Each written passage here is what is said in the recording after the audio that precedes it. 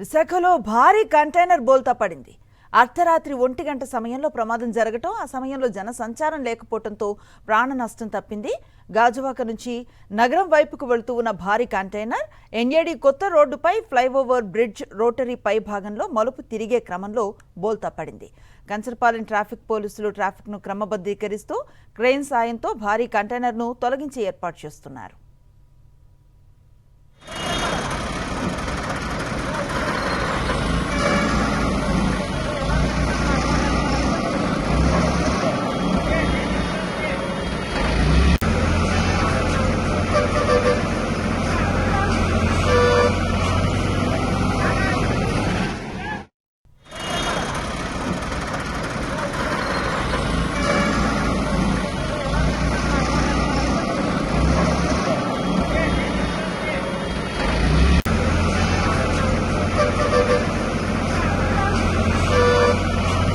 మరిన్ని అప్డేట్స్ కోసం ఛానల్ ను సబ్స్క్రైబ్ చేయండి. నోటిఫికేషన్స్ కోసం బెల్ ఐకాన్ పై క్లిక్ చేయండి.